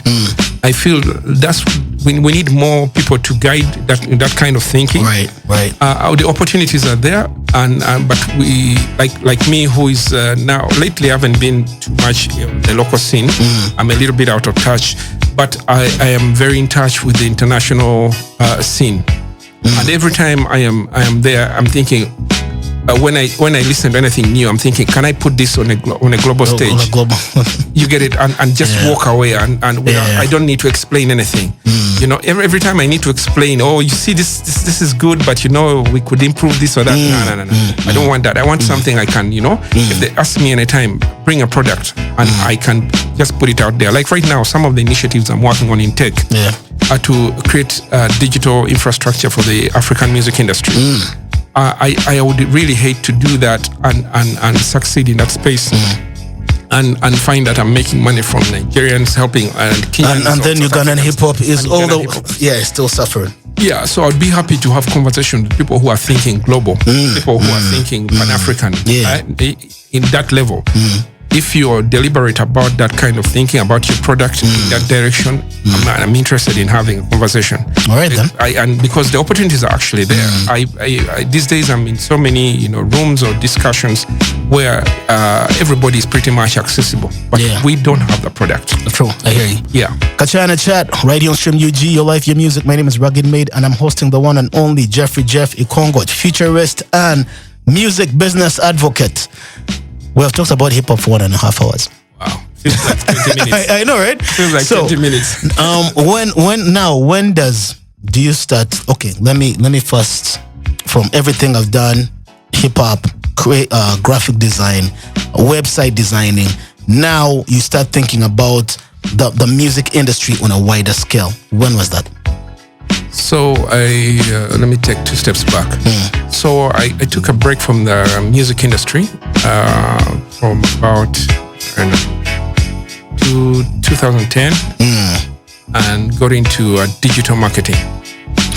Let's be clear that 2010 hip hop was big. Yes, but I stopped doing the commercial side of music and switched to digital marketing. I think I was one of the early players in the digital marketing space. And we're talking digital, not just social media. Digital. It's 360 digital. Social media is a component. It's a component. That. Yeah. So I was one of those, I think, that set the foundation for that space. And I worked with some really great brands doing that. And you know how hip hop wasn't paying bills. Music wasn't paying bills. So I got into that, and for quite a while, and got into live streaming. It was part of the package of digital marketing. And then around 2022, was it your own outfit or you were working for someone? No, I had an agency. At that time, it was called Old Man. I was in partnership with King Carissa. Next Media. Next, yes. Yeah, at that time it was Next Media. It was King Group. So we had a company, and I was I worked on the NBS brand. That was my baby in digital marketing. That war between NTV and NBS. That was a very big part. That win, I can take credit for that. We won. What role did you play in that? So I had an agency, and NBS was my account, and we took them from nothing. Nothing was like when we met.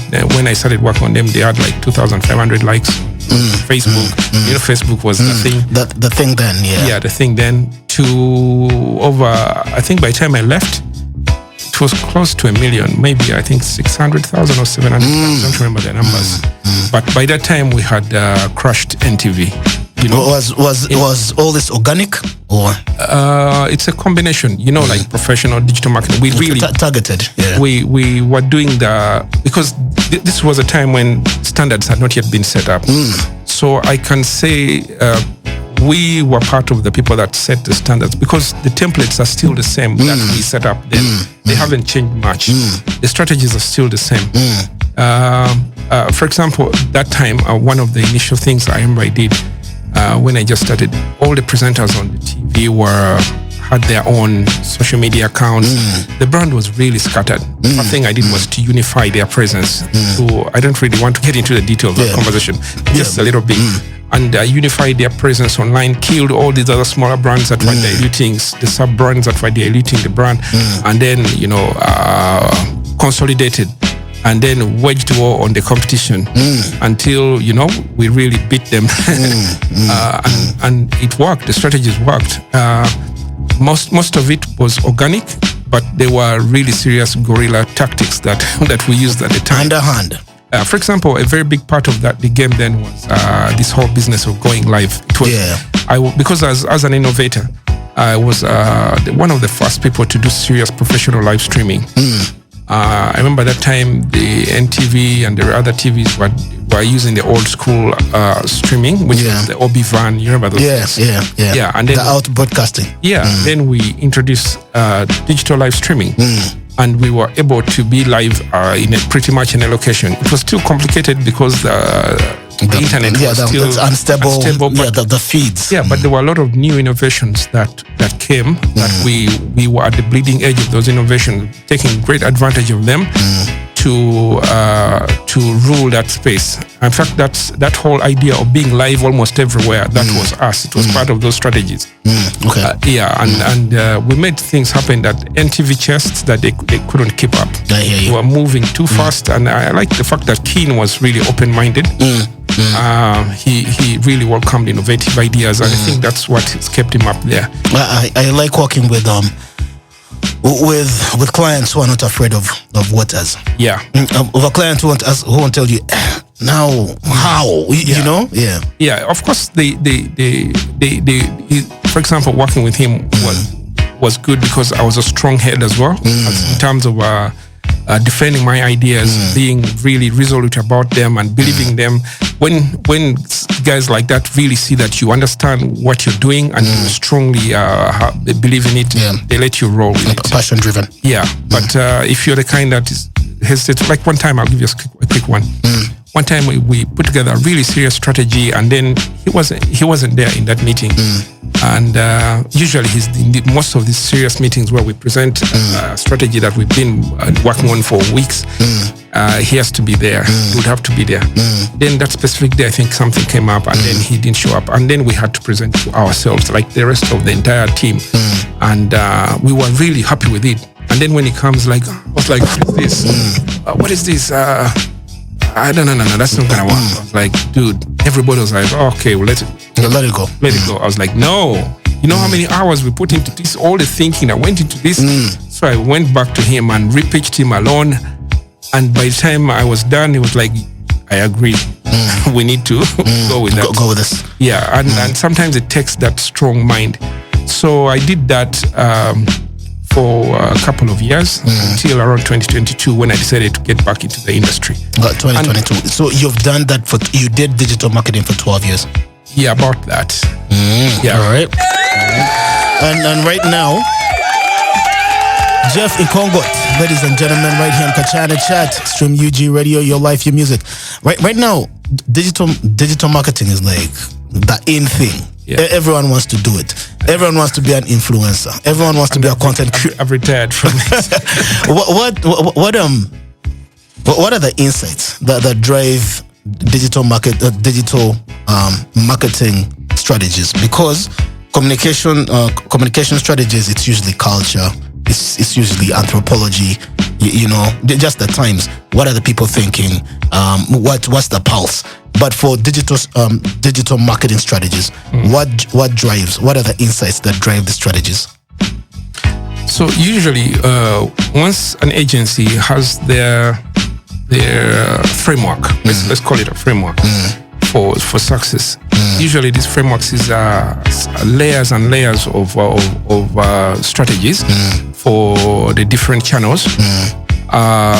The rest is relying on sometimes luck, like trends and all of that. But you see these trends that happen, they find a framework that already exists, and this framework is the one that that has the formula for success. Now it takes a while to craft that framework, and from trial and error until you get it right.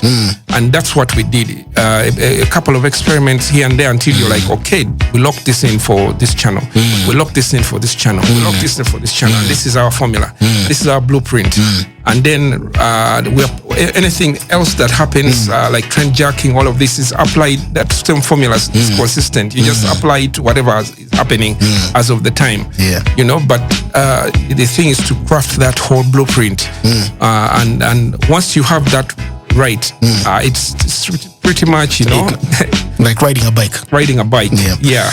I got tired of that because in a way it became too stressful for me because I realized digital marketing was a 24-hour job. It is. It's not like there is no sleeping. No, there's no sleeping. Yeah, man. You have to keep up to the time.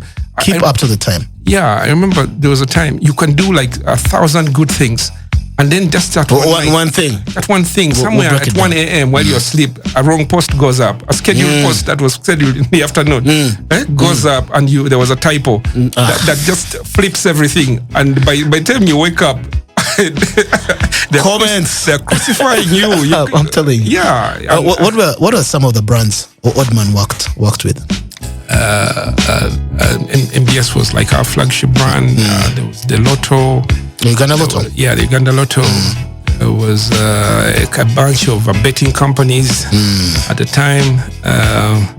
They were not like big name accounts, but because partially where I also left was the fact that that digital agencies were facing the same issues that traditional agencies face. The politics of account acquisition. Oh, I'm telling you, those ones. Like everyone knows. If you've been in advertising, you know how it works. Yeah. Like the kickbacks. Yes. The politics of account acquisition have nothing to do with your skills or the creative. It's who you know. It's who you know. Who you know and how many palms you're willing to grease. Yes. There was a bunch of companies. It's been more than 14 years. Yeah. Okay. Yeah. What then? You say I'm going back to music. Yes. But I'm going back to creativity, but not just creativity as I used to know it. It's now it's tech meets creativity. Yes. So I kind of got back accidentally. There was the UMA elections. This is Manufacturers Association. UMA, Uganda Musicians Association. Okay. Yeah. There was a gap. They needed someone who had a good grounding in the industry and who is respected enough to manage that whole drama and who is also has a hard skin. You know how it is. Yep. So a couple of industry people felt like, Jeff can do this job. Who approached you? UMA had like what they call the policy board. And the policy board was made up of a bunch of musicians, including Silva Chagulanyi. Silva Chagulanyi, and then Message Semakula, Ali Manamakula, Dr. Hildeman, so many people, Julius Chaze, the whole bunch of people, Isaac Rucci, many of them. The OGs, basically. Yeah. The backstoppers of the industry. So they interested me to take that on, and it was supposed to be like a short gig. So that thing, my strategy was like, make this thing larger than life in a way that, it will not be the same. And when I did that, I didn't realize it got like wild. It got political. I think a lot of people heard about that drama that happened. But, during that time, I reflected. I was like, you know what? I was born in this space in music, and I think it's time for me to bring back my mind into this. And also this other background that I've gotten into marketing intersects really well with music industry. Yeah. So I made a deliberate decision now to stay, but with a new direction. Yes. And also not to not to forget that music had gone, digital. Yes. Like CDs were not. Yeah, like CDs were a thing of the past. Yeah. And now we're talking about digital streaming platforms. Yeah, digital distribution platforms, digital DSPs. Yeah. And pretty much the principles, they are the same with digital marketing. So if you understand digital marketing, you will understand digital marketing for music. Yeah. And I felt that the synergies were really good. I could bring that my passion in music and also my experience in marketing. Is it something you went and studied as well? No, not really. But my connections within the industry have enabled me to really start building a serious foundation in that space. Yeah. Yeah. Tell me about UMA before we get into. Is Oddman okay? Before we get into UMA, is Oddman still the outfit? No, it's not. Oh, you killed it. I killed it. Yeah. So so how do you go about? Because I know you do consultancy. Yes. So I have a company called Black Canvas Media. Black Canvas, yeah. Yeah. So it's my new outfit for my new direction in the music industry and the creative industry. It's a label services company. Okay. So right now we are at a crossroads when it comes to the evolution of the music industry. Previously, you were either an independent artist or you were signed to a record label. So the reason why you'd get signed to the record label is because, one, the record label brought structure, it brought resources, it brought systems, and of course it brought the money to pay for the machine, basically. Yeah, but it brought manpower. But now technology has enabled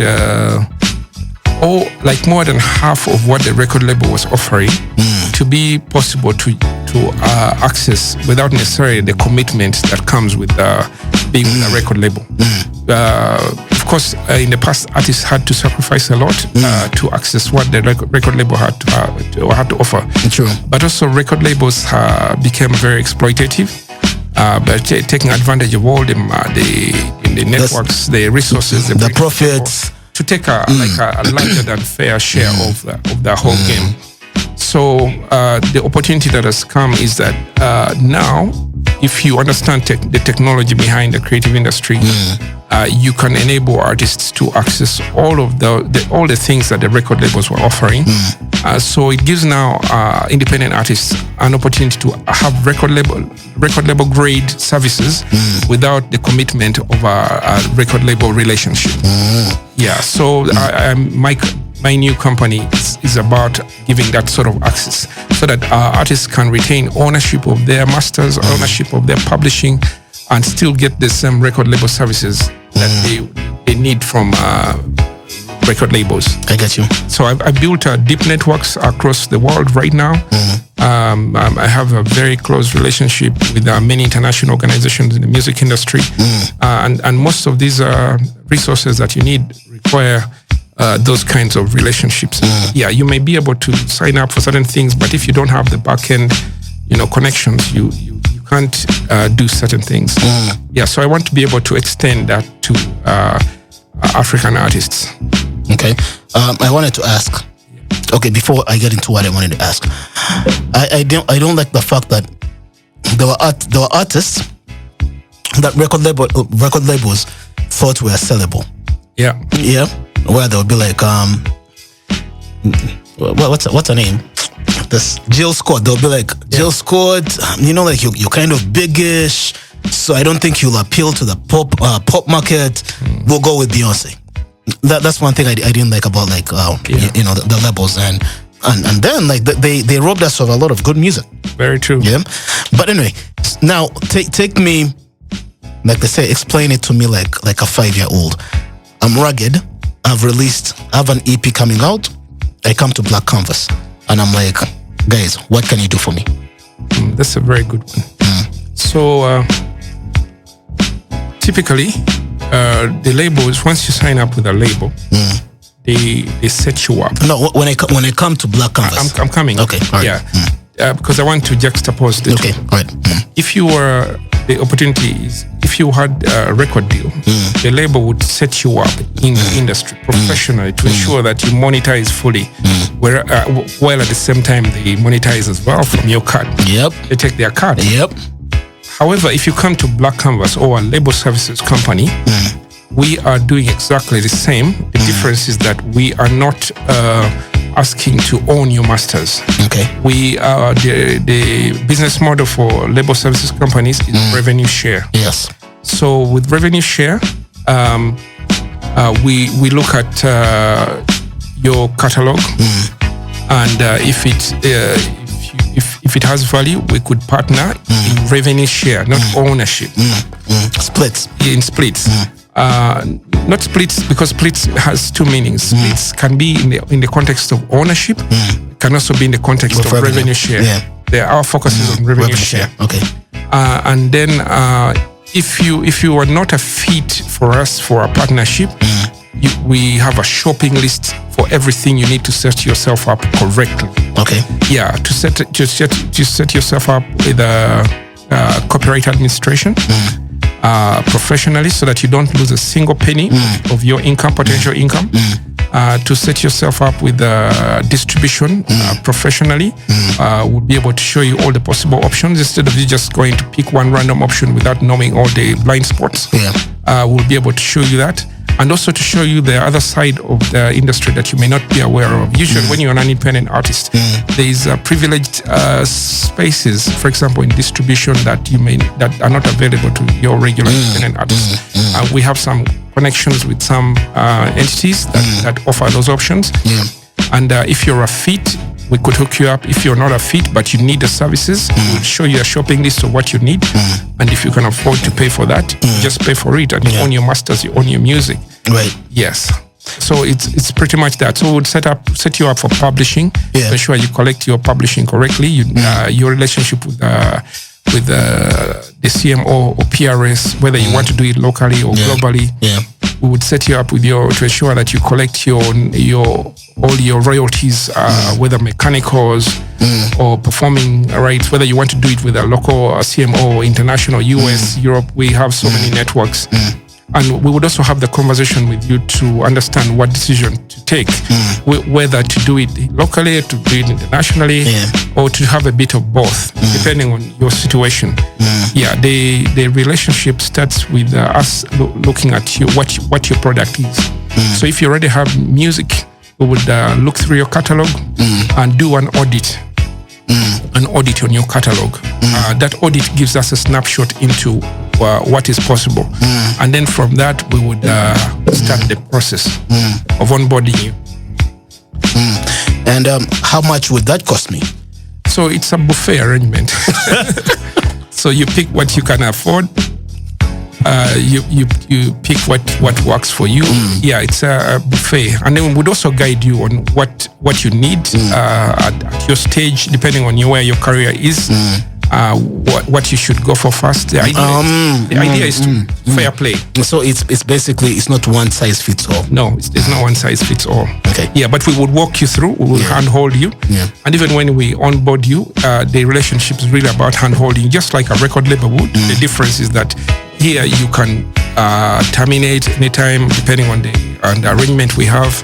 It's more flexible than a typical record label relationship. I get you on that one. Yeah.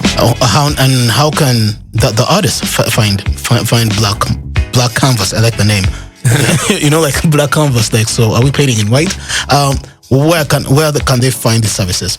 So Black Canvas is relatively new, and we at the moment it's most of our services are invite only at this stage. Okay. We'll go mass. I think by the end of this year, we'll go mass. But at this stage, it's invite only. Invite only.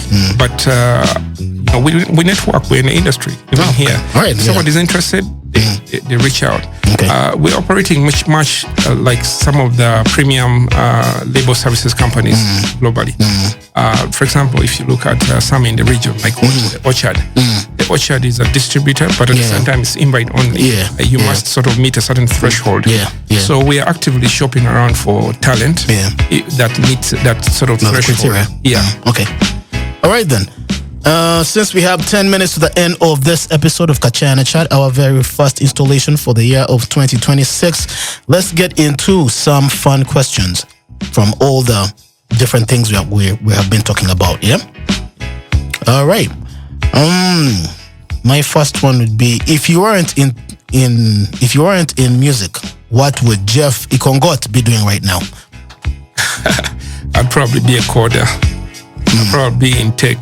Like coding websites and coding applications, apps. Actually, I'm also still coding applications, but for the music industry. Is there like any app we should look forward to? Yes, actually, just last month, we just finished our first like a flagship application. It's called IP Score. IPscore.ug. Okay. IP Score is a platform that enables artists to use their music as collateral in accessing finances. Yes. Yeah. So for a long time, artists haven't been able to be treated the same way that the way with their relationship with banks and financial institutions hasn't been on the same as a farmer or as a banker or as anybody who works in the other. And the reason has been that the incomes of creatives or musicians tends to be opaque. It's not very clear. And banks like predictable, financial institutions like predictable incomes. Like let's say you have a regular corporate job. Something like where the risk can be easily assessed. Managed. Yes.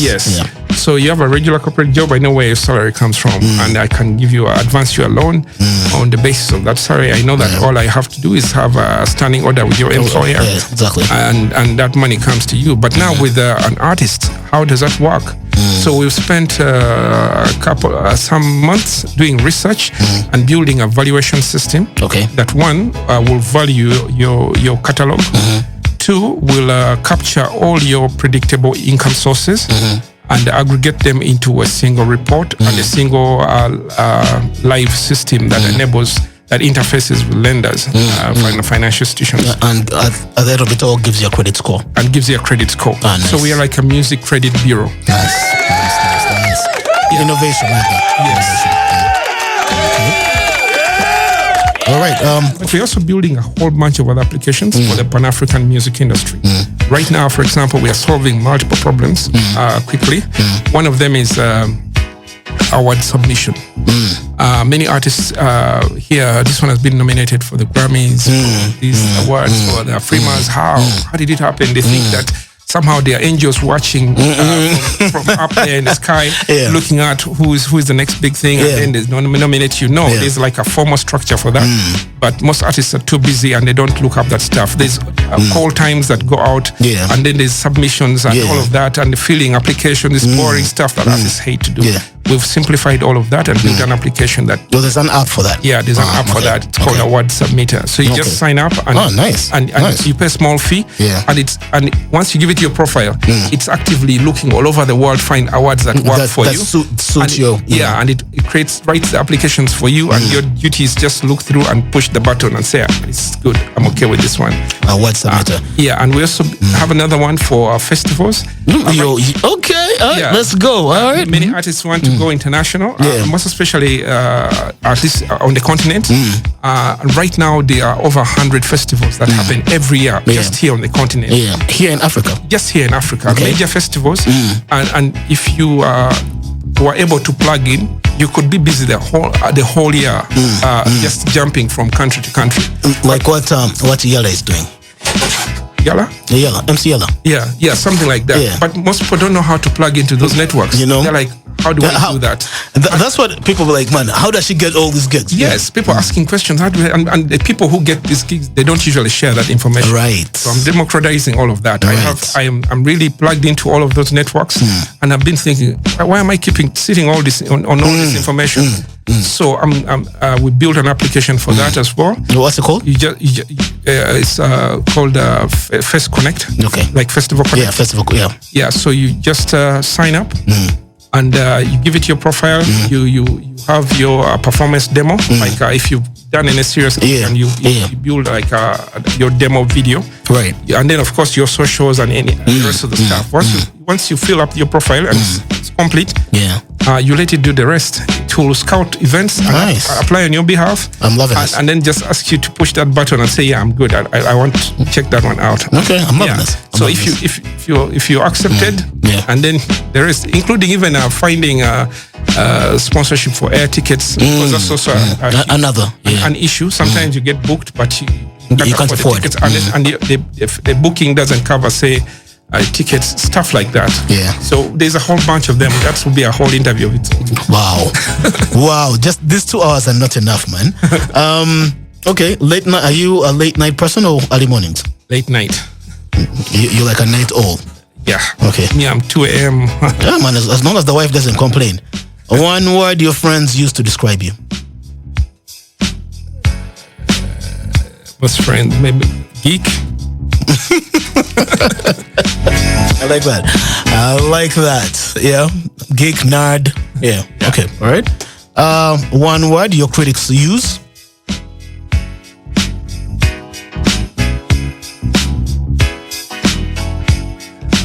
Tough. Lugezi. Hey, Lugezi. Lugezi. Bars or hooks? Chorus or verse? Bars. Vinyl or streaming? Streaming. Freestyle or written verses? Written verses. Conscious rap or turn up music? Conscious rap. Lyricist or hit maker? Lyricist. Local classics or international icons? I say hi. I'll pass. For every red man, there's a Babaluko, you know. Yes. Solo artist or crew energy? Crew energy. Festivals or club shows? Right now, festivals. Yeah. In the past, club shows. But the festival comes, it's like a whole experience. Yeah. Yeah. Clean edits or raw versions? Clean. For the kids? More like where my state of mind is right now. It's mainstream, professional. Yeah. So clean edit. Yeah, I hear you. Yeah. Raw is for my like personal consumption. So every time I speak, I'm speaking as me and me the professional and me the individual. Yeah. You have to create them. Yeah. DJ sets or live bands? As a hip hop head, DJ sets. All right. Yeah, but as a music fan.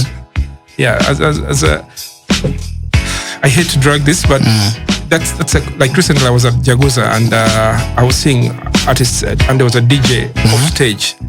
In hip hop, come on, the DJ is supposed to be on stage. Yes, in hip hop, a DJ is part of your band. Yeah, it's part of your performance. It's a performer. Yeah, so it's supposed to be on stage. I was like, what kind of hip hop is this? You know, so a DJ to me is not a DJ.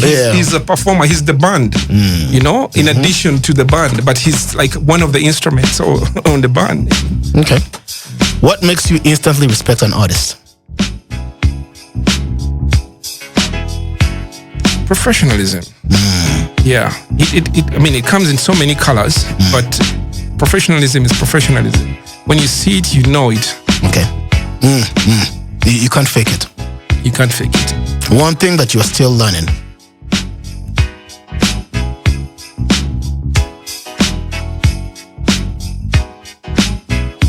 I am a lifelong creative. Always learning. Always seeking information. Yeah. One thing you've mastered.